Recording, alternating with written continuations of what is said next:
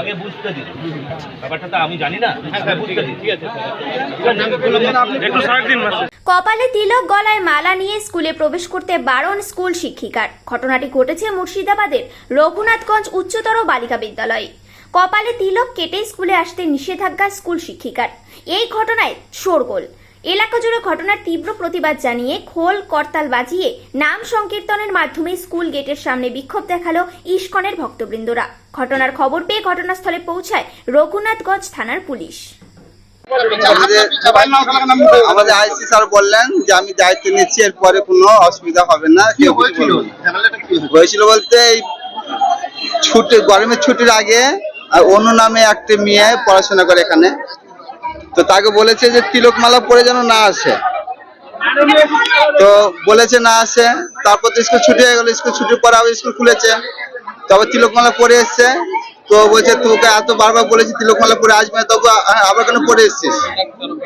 তো যে শোনেনি, তো আমাকে ফোন করেছিল, করে বললাম ঠিক আছে গার্জেন যাক যে কথা বলো হেড ম্যাডামের সঙ্গে, যখন কথা বলে তখন বলছে হ্যাঁ তিলক পরে আসবে, কিন্তু দেখা যেন না যায়, এরকম কথা বলেছে। এখন উনি অস্বীকার করছেন যে না আমি এরকম কথা বলি না, আমি বলছি তিলক পরে আসবে সেটাই বলেছি। আমি বললাম, তো তখন স্যার বললো যে না অসুবিধা নেই, আর কোনো অসুবিধা নেই। তখন বললো না সে তিলকমালা পরে আসবে, আমরা কেউ কিছু বলবো না। এই লাস্ট এই অবধি স্যার নিজে দায়িত্ব নিলেন। ম্যাডাম কি বললেন? ম্যাডাম বললেন না এরকম আর হবে না, এবং কে বলেছে আমি জানি না, আমি যদি জানতাম আমি না করতাম, কিন্তু এরকম আর হবে না। আপনার নাম? আমার নাম হচ্ছে গোবিন্দ দাস। স্কুলে তিলক করে আসতে বারণ করছে। গরমের ছুটির আগেও বলা হয়েছিল যে তিলক করে আসা যাবে না। গরমের ছুটির পরে স্কুল খুলেছে, আমি স্কুলে এসেছি, তো ভাস্বতী নামে এক ম্যাম আমাকে বলেছিল কেন তিলক করে স্কুলে এসেছিস, তোকে বারণ করেছি তাও কেন এসেছিস। আমার বাবা মা বলেছিল তিলক করে আসতে, তাই আমি এসেছি।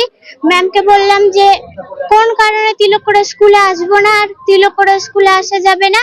ম্যামকে বলেছি এটা লিখিত করে সিগনেচার করে দিন, তো তখন ম্যাম সিগনেচার করে দিল না, আর বললো এটা কোনো কথা, অনেক রকম কথা বললো, আর ভয় আমার হাত পা কাঁপতে লেগেছে।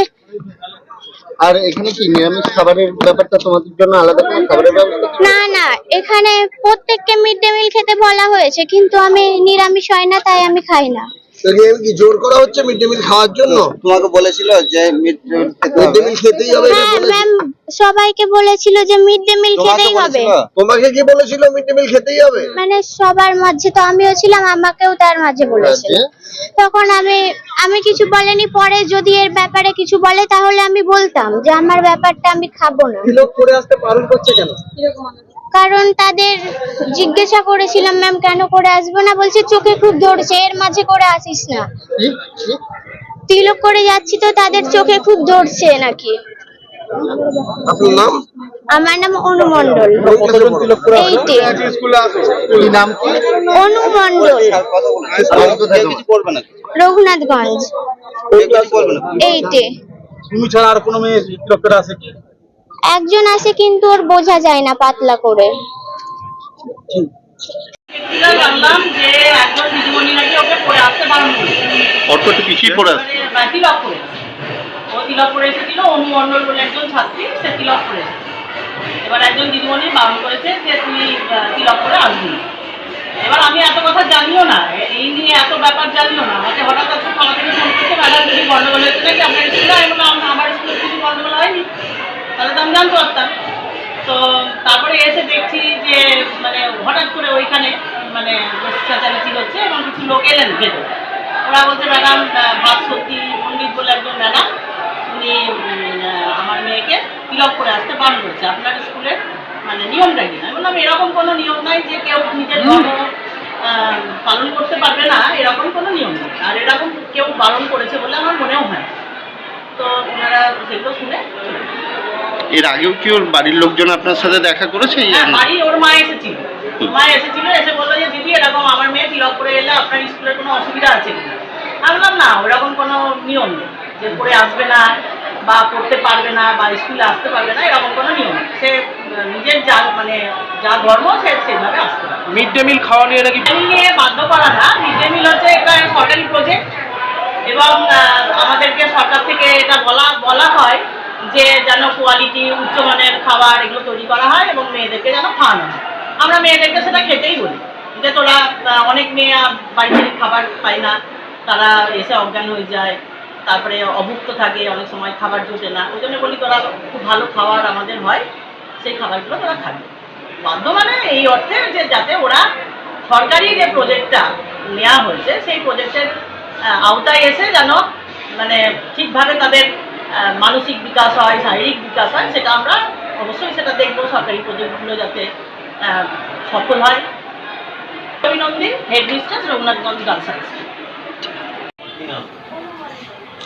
আমার বাবা মা কত বলে তিলক করে এসেছি তো আজকে ম্যাম বললো তিলক কেন করে এসেছিস, তোকে করে আসতে বারণ করেছি, কেন করে এসেছিস, কি কারণে করে এসেছিস, সিগনেচার করে দিই তো ম্যাম সিগনেচার করে দিল না, বললো এটা কোনো কথা হলো।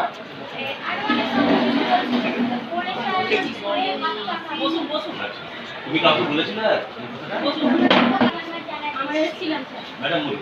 হ্যাঁ উনি এসেছিলেন, উনি এসে বলেন যে আমার মেয়ে তিলক করে বুঝতে দিচ্ছেন না, তার কোনো ব্যাপার না, তবুও ম্যাডামটা বলছে তুমি করিয়ে আসিও, কিন্তু অত ভিড় করে চোখে পড়ে এরকম না হয়, যেন সব দিক ইয়ে হয়, এইরকম একটা কথা বলছি। আমি তো একবারও বলিনি যে পড়ে আসা যাবে না বা কিছু এরকম তো কিছু নেই, না, ওরকম কোনো এরকম কিছু ব্যাপার নেই। আপনি কি কথা বলবেন? ঠিক আছে, আমি বলি আপনাকে, এটা ভুল বোঝাবুঝি হয়তো হচ্ছে। হ্যাঁ বাচ্চা হয়তো কি হয়তো বেশি রিয়াক্ট করে ফেলেছে।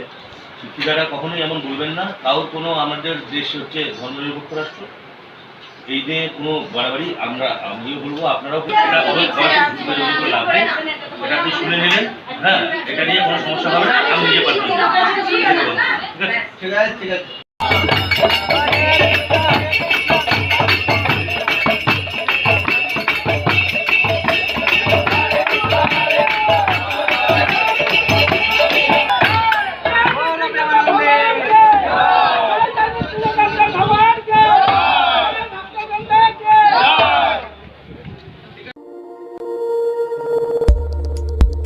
দেখতে থাকুন নিউজ প্রাইম টাইমস, আপনাদের সাথে আপনাদের পাশে।